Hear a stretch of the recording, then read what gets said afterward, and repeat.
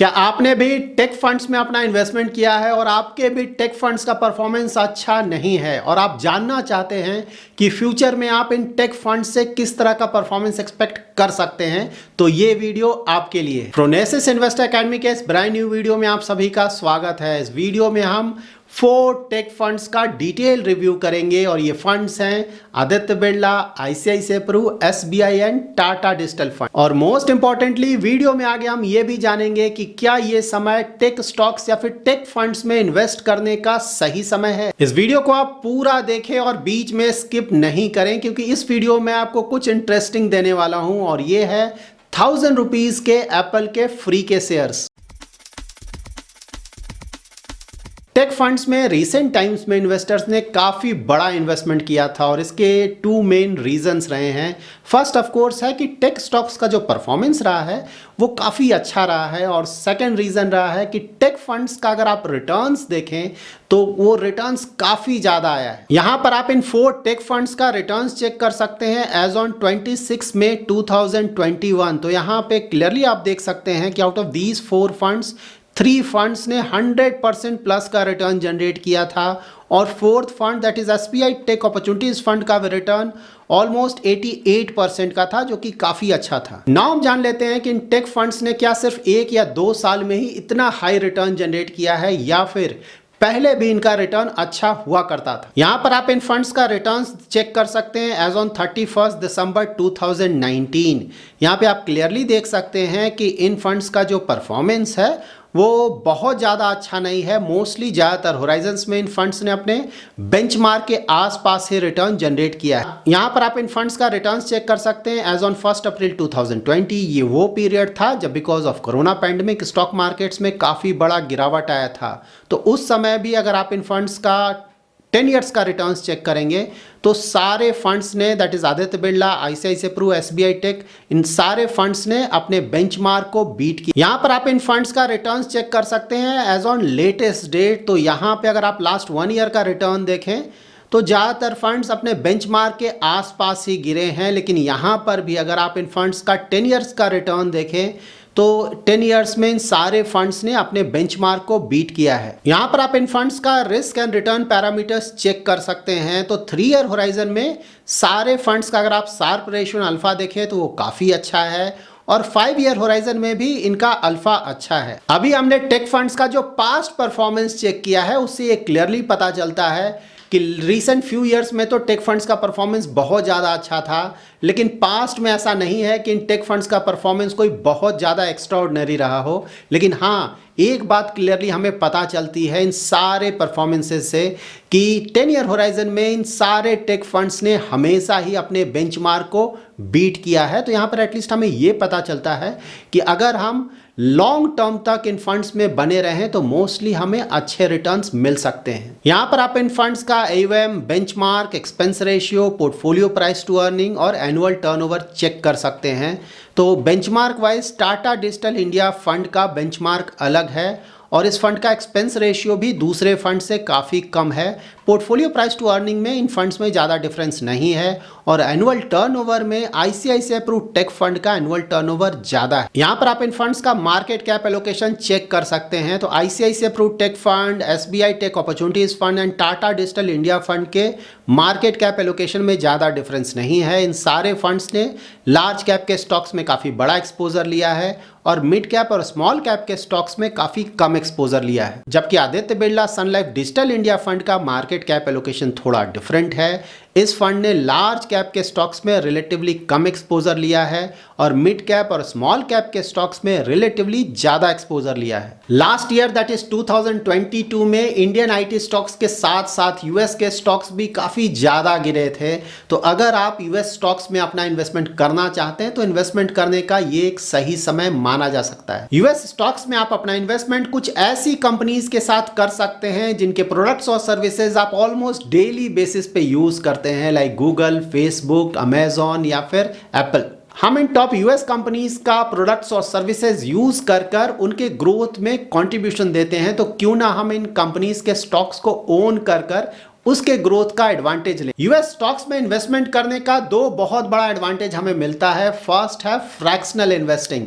तो जब आप इंडियन स्टॉक्स में इन्वेस्टमेंट करते हैं तो अगर किसी इंडियन स्टॉक्स का प्राइस काफ़ी ज़्यादा है तो वहाँ पे आपको पूरा प्राइस देना पड़ता है उस वन स्टॉक को खरीदने के लिए। लेकिन यूएस में आप अगर किसी स्टॉक का प्राइस बहुत ज़्यादा है तो आपको पूरा प्राइस पे करने की ज़रूरत नहीं है, वहाँ पे आप उस पूरे स्टॉक का एक स्मॉल पार्ट भी खरीद सकते हैं। सेकेंड एडवांटेज है रुपी का डिप्रिसिएशन। हमने ये देखा है कि as compared to dollar almost every year rupee थोड़ा थोड़ा डिप्रिसिएट करता है। लाइक 2011 में $1 के मुकाबले हमें 44 रुपीज़ मिला करते थे, जबकि फिलहाल $1 के मुकाबले हमें अबाउट 80 to 83 डॉलर्स मिलते हैं।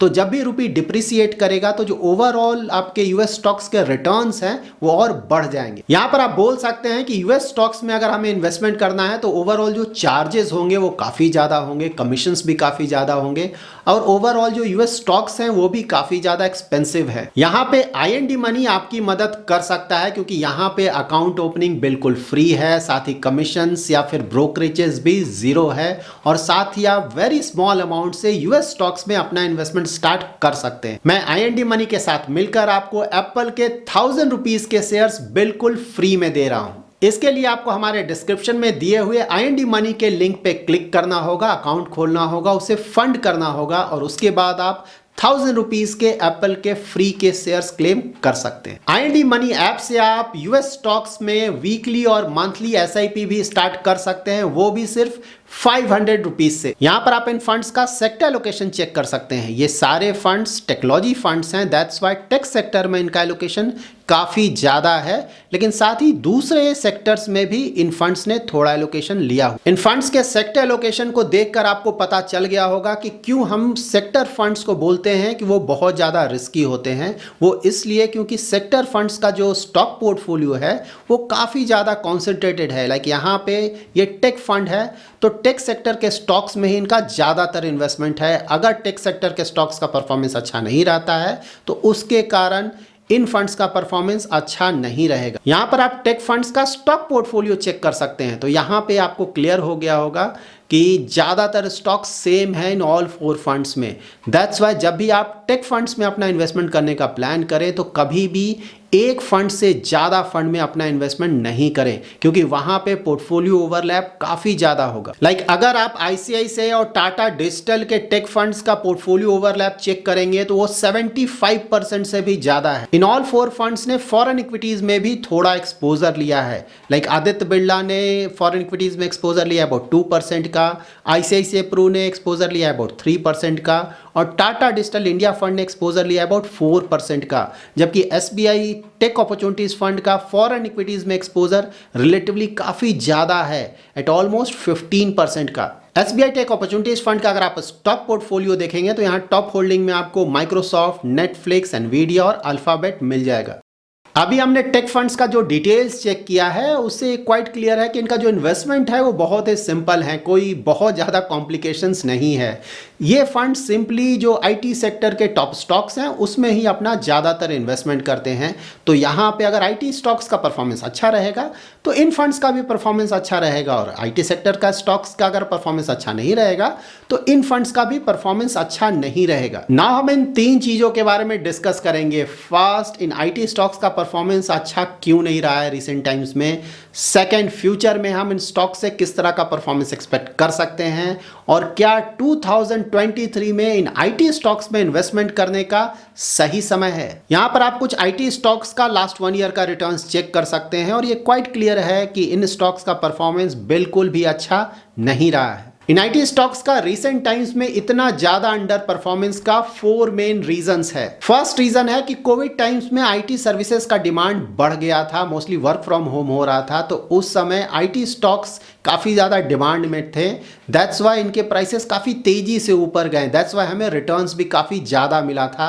लेकिन इसके कारण ज़्यादातर आईटी स्टॉक्स का वैल्यूएशन भी काफ़ी ज़्यादा हो गया था। सेकेंड रीज़न है कोविड टाइम्स में वर्ल्ड वाइड सेंट्रल बैंक्स ने अपने रिस्पेक्टिव कंट्री के इकोनॉमिक आउटपुट को बढ़ाने के लिए एग्रेसिवली करेंसी नोट्स प्रिंट किया और साथ ही इंटरेस्ट रेट को कट किया था। And because of this markets में काफ़ी ज़्यादा लिक्विडिटी आ गया जिसके कारण इन्फ्लेशन बढ़ने लगा और लास्ट ईयर हमने ये भी देखा था कि यूक्रेन और रसिया का वॉर भी स्टार्ट हुआ था, उसके कारण इन्फ्लेशन और भी तेजी से बढ़ा और इस बढ़ते हुए इन्फ्लेशन को कंट्रोल करने के लिए वर्ल्ड वाइड ज़्यादातर सेंट्रल बैंक्स ने इंटरेस्ट रेट एग्रेसिवली बढ़ाना शुरू कर दिया था। और जब भी एग्रेसिवली आप इंटरेस्ट रेट बढ़ाएंगे इकोनॉमी में तो ओवरऑल जो आपका इकोनॉमिक आउटपुट है वो फिर से कम होने लगेगा। और यही प्रॉब्लम देखने को मिल रहा है यूएस में और यूरोप में। तो हमें पता है कि जो इंडियन आईटी कंपनीज का ज़्यादातर एक्सपोर्ट्स है वो यूएस और यूरोपियन कंट्रीज़ में होता है। तो अगर इन कंट्रीज़ में प्रॉब्लम होगा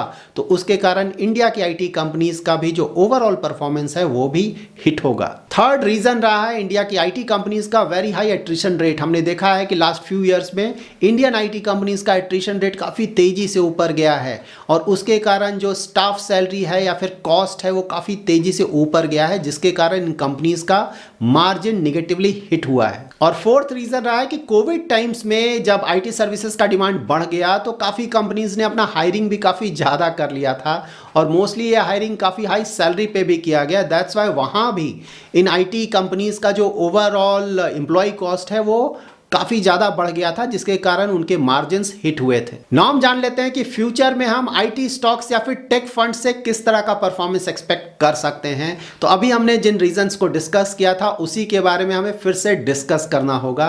तो नंबर 1 इंटरेस्ट रेट और इन्फ्लेशन। तो इन्फ्लेशन ज़्यादातर कंट्रीज में ऑलरेडी पीक कर चुका है और जो इंटरेस्ट रेट है वो भी लास्ट ईयर ज़्यादातर बढ़ चुका है। इस साल हम ज़्यादा इंटरेस्ट रेट हाइक एक्सपेक्ट नहीं कर रहे हैं क्योंकि इन्फ्लेशन अगर आप देखें तो यूएस देखें या फिर इंडिया देखें, यहाँ पे इन्फ्लेशन लास्ट फ्यू मंथ्स में गिरा है और आने वाले फ्यू मंथ्स में ये और भी कम होगा। तो यहाँ पे इंडिया में आप एट मैक्स एक इंटरेस्ट रेट हाइक एक्सपेक्ट कर सकते हैं और यूएस में भी ऐसा लगता है कि शायद 2 इंटरेस्ट रेट हाइक से ज़्यादा हाइक इंटरेस्ट नहीं हो। और सेकंड रीजन हमने डिस्कस किया था वैल्यूएशन। तो वैल्यूएशन ऑफकोर्स रिसेंट टाइम्स में अट्रैक्टिव हुआ है क्योंकि आईटी स्टॉक्स आप यूएस के देखें या फिर इंडियन स्टॉक्स को देखें वो काफ़ी ज़्यादा गिरे हैं, लेकिन यहाँ पर आप ध्यान में रखें कि अभी भी ज़्यादातर आईटी स्टॉक्स का जो वैल्यूएशन है वो बहुत ज़्यादा अट्रैक्टिव नहीं है। Number 3 attrition rate. तो जो रिसेंट रिजल्ट्स आए हैं इंडियन आईटी कंपनीज के वहाँ पे क्लियरली दिख रहा है कि अब एट्रिशन रेट कम हो रहा है, जो कि काफ़ी बड़ा पॉजिटिव है इंडियन आईटी कंपनीज के लिए। और दैट्स वाई अगर आप इन कंपनीज का मार्जिन्स भी देखें तो वो मार्जिन्स अब बढ़ रहे हैं। Number 4 excessive hiring. तो हायरिंग फ्रंट पे भी आपने देखा होगा कि इंडियन आईटी कंपनीज का जो हायरिंग है, एम्प्लॉय हायरिंग, वो पहले से अब कम हुआ है। तो वहाँ पे भी इंडियन आईटी कंपनीज को अब लगता नहीं है कि फ्यूचर में ज़्यादा प्रॉब्लम होगा। फिलहाल इंडियन कंपनीज के सामने जो सबसे बड़ा प्रॉब्लम है वो है कि अगर यूएस और यूरोप में प्रॉब्लम्स आए, दैट इज रिसेशन आता है, तो उसका काफ़ी बड़ा निगेटिव असर इन कंपनीज के परफॉर्मेंस पे पड़ सकता है। यूएस का वेरी हाई इंटरेस्ट रेट और साथ ही यूरोप में भी वेरी हाई इंटरेस्ट रेट और साथ ही वेरी हाई एनर्जी प्राइसेस को देखकर यही लगता है कि इस साल दैट इज 2023 में इन दोनों ही जगहों पे प्रॉब्लम्स होगा। और हमें पता है कि इंडियन आईटी कंपनीज का जो ज़्यादातर एक्सपोर्ट है वो यहीं होता है। सो ज़्यादातर कंपनीज का रेवेन्यूज जो है वो ऑलमोस्ट 50, 60, 70% यहीं से आता है। तो अगर यहाँ पे प्रॉब्लम होगा तो बिल्कुल इंडियन आईटी कंपनीज का जो ओवरऑल परफॉर्मेंस है वो भी हिट होगा। सो ओवरऑल जिन फैक्टर्स को हमने डिस्कस किया उसे देखकर यही लगता है कि शॉर्ट टर्म में दैट इज 2023 में ऐसा नहीं लगता है कि आईटी कंपनीज का परफॉर्मेंस कोई बहुत ज़्यादा अच्छा होगा। और उसके कारण ये भी होगा कि इन स्टॉक्स का जो परफॉर्मेंस है वो भी ज़्यादा अच्छा नहीं होगा, स्पेशली फर्स्ट हाफ में शायद इन स्टॉक्स में और भी करेक्शंस आ सकते हैं। लेकिन मीडियम टू लॉन्ग टर्म में जिन भी रीजंस के बारे में हमने डिस्कस किया है उसमें से ज़्यादातर रीजंस मोस्टली जा चुके होंगे। तो मीडियम टू लॉन्ग टर्म में ऑफ कोर्स हम इन स्टॉक से अच्छे परफॉर्मेंस की उम्मीद कर सकते हैं। अगर आप एक ऐसे इन्वेस्टर हैं जिसने ऑलरेडी टेक फंड्स में अपना इन्वेस्टमेंट किया हुआ है तो 2023 भी ऐसा नहीं लगता है क्योंकि बहुत ज़्यादा अच्छा साल होगा आईटी फंड्स के लिए, क्योंकि आईटी स्टॉक्स शायद फर्स्ट हाफ में थोड़ा और गिरे, सेकंड हाफ ऑनवर्ड्स ऐसा लगता है कि शायद थोड़ा इंप्रूवमेंट आएगा और नेक्स्ट ईयर ऑनवर्ड्स हम अच्छे परफॉर्मेंस की उम्मीद कर सकते हैं इन आईटी स्टॉक्स और आईटी फंड्स से। और अगर आप एक ऐसे इन्वेस्टर हैं जो कि आईटी फंड्स में अपना इन्वेस्टमेंट स्टार्ट करना चाहते हैं तो आईटी स्टॉक्स ऑलरेडी काफ़ी गिर चुके हैं और नियर फ्यूचर में ऐसा ऐसा लगता है कि शायद थोड़ा और गिरे, तो ऑफकोर्स इन्वेस्टमेंट के लिए ये समय